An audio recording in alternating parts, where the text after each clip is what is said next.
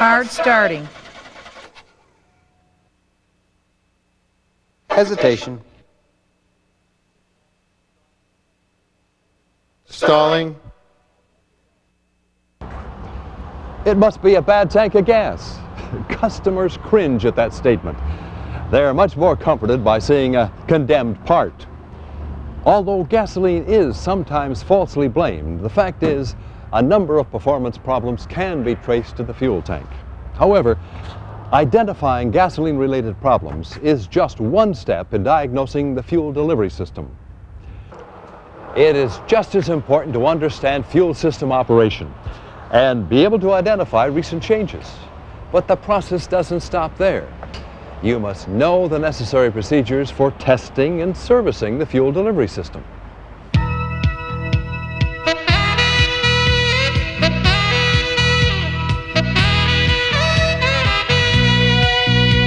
The great American road belongs to Buick. Today, gasoline can be produced synthetically from coal, abundant in the United States, from shale rock deposits like those found in Colorado, or extracted from the tar sands of Canada's Alberta province. However, the most economical way to produce gasoline is still by refining it from crude oil, or as we more commonly call it, petroleum. Petroleum is a mixture of many compounds formed from the elements hydrogen and carbon. When petroleum comes from the ground, it may be as thick and black as melted tar, or as thin and light-colored as chicken soup. The hydrocarbons in petroleum come in different shapes and sizes. Most hydrocarbons found in gasoline fall in one of four major groups: paraffins, olefins, naphthenes, or aromatics. The difference between the groups lie in the ratio of hydrogen to carbon atoms and how the atoms are arranged. What we call gasoline may be a blend of more than 200 different hydrocarbon compounds, and to a large degree the characteristics of a particular gasoline are determined by the types of hydrocarbons it contains.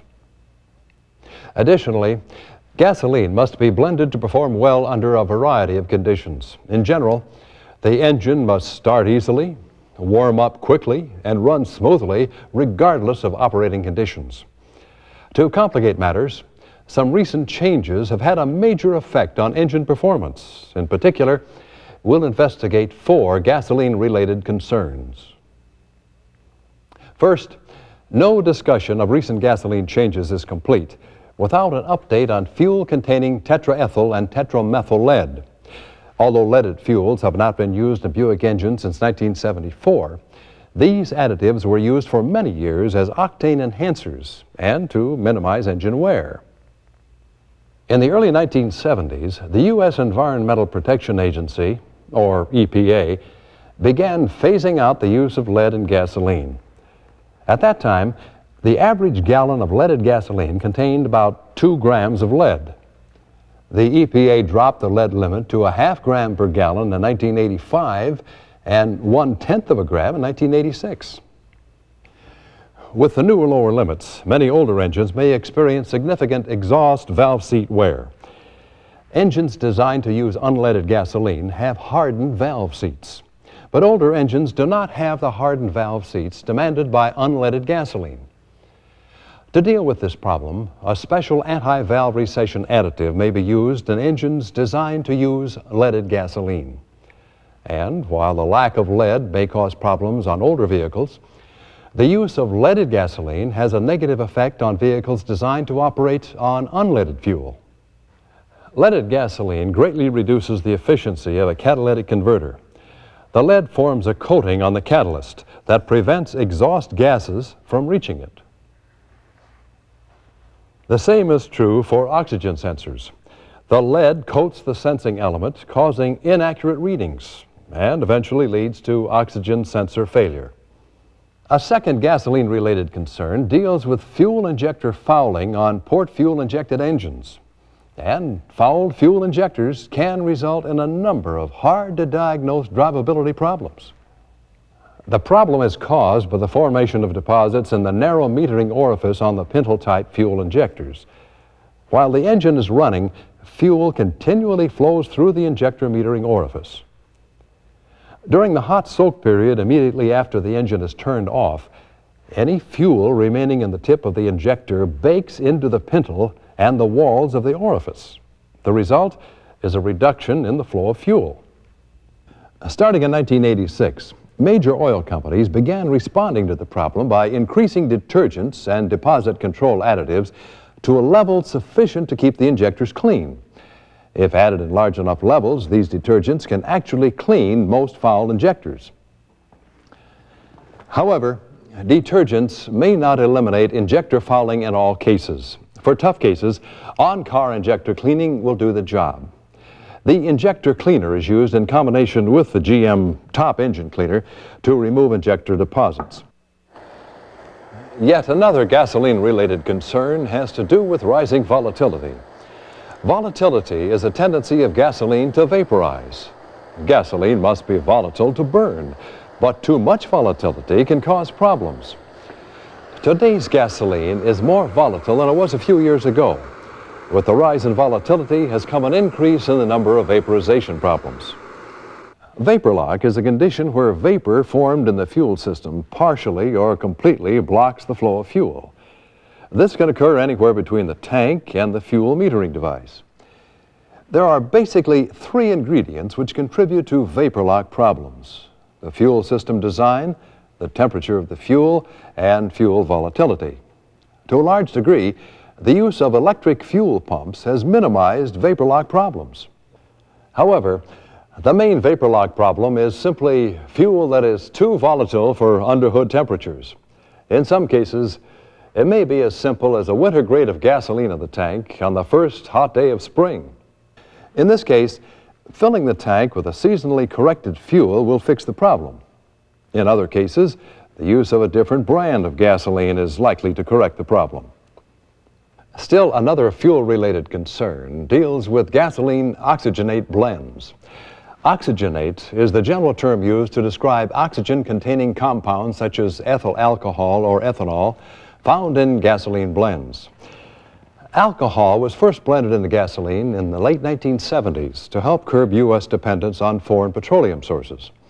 More recently, blending agents such as ethanol and methyl alcohol or methanol have seen increased use as octane enhancers. In fact, adding just 10% ethanol to gasoline can increase pump octane by 3 octane numbers. This reduces spark knock without affecting catalytic converter efficiency. The EPA, along with most manufacturers, allows up to 10% ethanol or 5% methanol in gasoline. Methanol and ethanol have distinctively different characteristics. Methanol costs only about a quarter as much as ethanol, but has some important disadvantages. Methanol is more likely to combine with water, less compatible with fuel system materials, contains more oxygen, which may result in the leaning of the air-fuel ratio, and causes a greater increase in volatility. While ethanol blends have proven to have little effect on the performance of late-model vehicles, a few plugged fuel filters have been reported on vehicles upon first using ethanol. This is related to ethanol solvent action. In the fuel tank and lines, ethanol may remove built-up dirt and other deposits.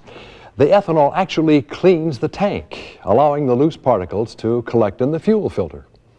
Another oxygenate, methyl tertiary butyl ether, or MTBE, has recently seen wide use because of its ability to increase octane. MTBE is created by the chemical reaction of methanol and isobutylene. Most importantly, as a fuel additive, MTBE is not as sensitive to water as alcohol and doesn't increase volatility. Faced with too much carbon monoxide in wintertime air, many cities are looking to oxygenates for the answer. So you can expect to see an increase in the use of MTBE as well as ethanol. The theory is that by adding oxygen to the fuel in the form of alcohol or MTBE, the engine will run leaner, therefore reducing carbon monoxide emissions. However, this primarily impacts older vehicles without emission control systems designed to compensate for oxygen in the fuel. the increased use of alcohol could lead to an increase in vapor lock problems in late winter and early spring. This is especially true in higher altitudes because of lower atmospheric pressure. Now let's talk about the fuel delivery system. As you know, Buick uses both throttle body and port fuel injection fuel delivery systems. On TBI engines, a single injector pressed into the top of the throttle body sprays the fuel in a conical pattern above the throttle valve. Excess fuel flows from the injector to the pressure regulator. The pressure regulator is a diaphragm-operated relief valve that maintains the proper fuel pressure and controls the amount of fuel that is returned to the fuel tank. On port fuel injected engines, a fuel injector is installed at the intake port for each cylinder. On PFI engines, the pressure regulator is mounted on the fuel rail and is referenced to manifold vacuum. Inside the pressure regulator, spring pressure on a diaphragm establishes the minimum fuel pressure. However, because of manifold vacuum acting on the diaphragm, fuel pressure is also regulated according to engine demand. During idle, manifold vacuum is strong. Vacuum works with fuel pressure to overcome the spring and allow more fuel to return to the tank. The result is a decrease in fuel pressure. Under heavy load, manifold vacuum decreases. A decrease in vacuum increases the pressure on the top of the diaphragm, resulting in increased fuel pressure. Fuel injectors are electromagnetic devices that meter and atomize the fuel. An electrical signal from the ECM energizes a solenoid inside the injector, which causes the injector valve to lift off its seat. This allows the fuel to flow. This is sometimes referred to as the injector pulse width. The ECM varies the pulse width based on engine demand.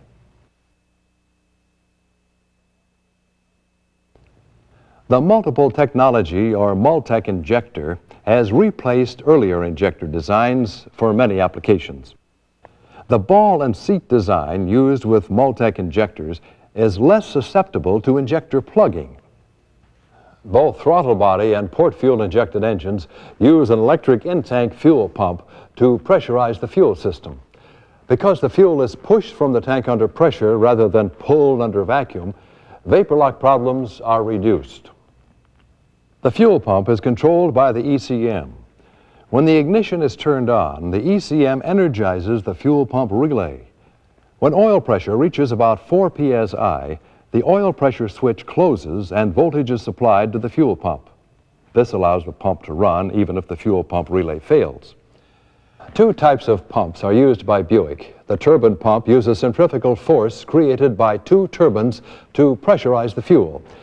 Roller vane pumps use an impeller at the pump inlet as a pre-charger for high-pressure roller vane assembly at the pump outlet. Vehicles equipped with port fuel injection may have a roller vane pump or one of two different turbine pumps and sender assemblies. Use the identification label to determine which unit is installed prior to removing the fuel tank. A woven plastic strainer or inlet filter attaches to the fuel pump inlet. The inlet filter prevents dirt from entering the fuel line and also stops water from entering the fuel lines, unless the filter is completely submerged in water. A pulsator is attached to the pump outlet on roller vane style pumps and some turbine pumps. The pulsator isolates the tank assembly from mechanical vibration and hydraulic pulsation created by the fuel pump. On all styles, an inline fuel filter provides additional filtration for smaller particles, thus ensuring that only clean fuel reaches the injectors. Fuel pressure lines connect components from the tank to the fuel rail. The fuel return line runs the same route back to the tank. Fuel continually circulates through the system when the engine is running. This helps remove vapor and keeps fuel cool during hot weather operation. When repairing the fuel lines, only approved fuel-resistant hose should be used. Remember, rubber hose does not withstand corrosion or normal vehicle vibration. 1989 Centuries are the first Buicks to use nylon fuel lines. Nylon lines have several advantages. They're flexible, more resistant to fuel corrosion, and provide a weight advantage. Both 5/16 and 3/8 inch diameter fuel lines are used on 1989 Centuries. The tag attached near the throttle body identifies the correct assembly. These new lines use two types of quick disconnects. One type is removed by squeezing the two connector tabs. The other requires the use of disconnect tool J37088-1 or J3788-2, depending upon the fuel line size. Other than replacing the fuel filter, no attempt should be made to repair nylon fuel lines. If the lines are damaged, replace the complete assembly. Unlike rubber fuel lines, nylon lines cannot be pinched off while performing the fuel system pressure test.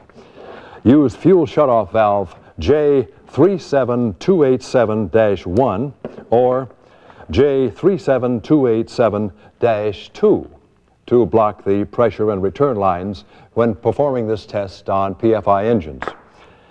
When performing the test on TBI engines, use adapter J29658-89 when installing the cutoff tool. Now that we have a good handle on gasoline-related problems and fuel system operations, let's take a look at some of the procedures for diagnosing the fuel delivery system. If you suspect an excessive amount of alcohol in the fuel, use alcohol detection kit J34353 to measure the actual percentage of alcohol in the fuel. To perform the test, start by removing a fuel sample from the tank. Fuel should be drawn from the bottom of the tank so that any water in the fuel is detected. Naturally, if the sample appears cloudy or contaminated with water, the fuel system should be cleaned and flushed. If the sample looks okay, take a syringe from the kit and fill it with clean water to the 3 cubic centimeter mark. Next, draw gasoline from the sample into the syringe until the total volume of fluid is 12 cubic centimeters. The water is used to extract the alcohol from the fuel. Place your finger over the tip of the syringe and shake it vigorously for 1 minute. Remove your finger and place the syringe on a level surface with the nozzle pointing up for 1 minute. This allows time for the alcohol to separate from the gasoline and dissolve into the water. The alcohol and water mixture will be in the lower part of the syringe. Use the chart in the reference manual to determine the actual percentage of alcohol in the fuel. Many drivability problems can be traced directly to the fuel system. Complete procedures for testing the fuel system for both PFI and TBI equipped vehicles are found in the Know-How reference manual. Let's highlight the test procedures for a PFI system. To test the fuel system, start by installing pressure gauge J34730-1 to the pressure test port on the fuel rail. The first part of this test measures system pressure with the ignition on and the engine off. Fuel pressure should be within the specified range for key on, engine off, and should not leak down noticeably. We'll look at possible conditions that might cause a faulty reading later, but for now, let's assume that fuel pressure is within specification, which means the fuel pump is operating properly. Start the engine and allow it to idle. Manifold vacuum applied to the pressure regulator should cause a drop in fuel pressure. If pressure drops and is within specification for engine idling, the pressure regulator is operating properly. If pressure doesn't drop, remove the vacuum line at the pressure regulator and apply vacuum using a handheld vacuum pump. If pressure drops, check for a leak in the vacuum line to the pressure regulator. If pressure still doesn't drop, replace the regulator. Now, if the key on, engine off reading was not within specification, one of 4 possible conditions may exist. Pressure not holding, no pressure, low pressure, or high pressure. To isolate the cause of pressure not holding, first turn the ignition off. Wait 10 seconds and turn the ignition back on. This allows pressure to build up. Then block the pressure line by pinching the flexible hose. Remember, use the fuel shutoff valve when performing this test on vehicles equipped with nylon fuel lines. Do not pinch the nylon fuel lines when performing this test. If pressure holds, the problem is between the point where the pressure line is blocked and the fuel tank, possibly a leaking pump coupling hose, pulsator, or the pump itself. If pressure still doesn't hold, allow pressure to build up again. Then block the fuel return line. If pressure holds, replace the regulator. If it doesn't, check for leaking fuel injectors. To do this, remove the fuel rail bolts, making sure the injector retainer clips are in place to prevent fuel from spraying onto the engine. Then, with the ignition on, lift each side of the fuel rail just enough to see the injector tips. Replace any injector that leaks in excess of 1 drop of fuel per minute. For a no pressure condition, the first step is to isolate the fuel pump relay circuit. Bypass the relay circuit by applying battery voltage to the test terminal. If pressure moves to within specification, check the operation of the fuel pump relay circuit. If there is still no response, listen for fuel pump operation. If the pump is running, check for a plugged fuel filter, pump inlet filter, restricted fuel line, disconnected coupling, or pulsator. If everything checks out, replace the pump. If the fuel pump is not running, check the electrical circuit to the pump. If there is power and ground at the pump, replace the pump.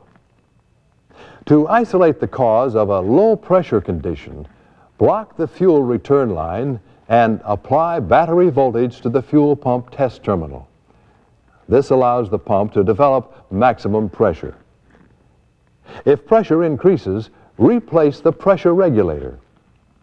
If pressure does not increase, one likely cause of the problem is a restricted fuel filter. If the filter is plugged, replace it and recheck system pressure. If pressure is still below specification, the cause of the problem is in the fuel tank. Check for a leaking coupling or pulsator, plugged inlet filter, or a faulty pump. For a high pressure condition, disconnect the fuel return line from the fuel rail and connect a 5/16" hose. Insert the other end of the hose into an approved gasoline container. Turn the ignition on and note fuel pressure within 2 seconds after the ignition is turned on. If pressure is still high, replace the pressure regulator. If pressure is within specification, there is a restriction in the return line to the fuel tank. An injector balance test will also help identify fuel system problems. The injector balance tester energizes each injector for a precise amount of time, thus spraying a measured amount of fuel into the intake manifold. This causes a pressure drop in the fuel rail, which can be compared to that of the other injectors. Properly operating injectors cause approximately the same drop in pressure. To set up the test, allow the engine to cool down at least 10 minutes to avoid irregular readings due to hot soak fuel boiling. With the engine cool, disconnect the injector harness connectors and connect the tester to one injector. Insert the bleed hose into an approved container and bleed all air from the gauge by applying battery voltage to the test terminal using a jumper wire. To run the test, apply battery voltage to the test terminal and allow the pressure gauge to reach its maximum reading. Record this reading. Now, push the button on the tester to energize the injector. When the gauge needle stops, record the reading. Then subtract the second pressure reading from the first to determine the injector pressure drop. Repeat the same procedure for all injectors. Clean and retest injectors that have a pressure drop of 10 kilopascals above or below the average pressure drop. Replace any injector that fails the retest. If all pressure drops are within 10 kilopascals of the average, the injectors are flowing properly. Well, that's the process for diagnosing the fuel delivery system. While bad gasoline is not the cause of all drivability problems, it is responsible for some. In those other cases, a thorough test of the fuel system will lead you to the problem and send your customer on his way.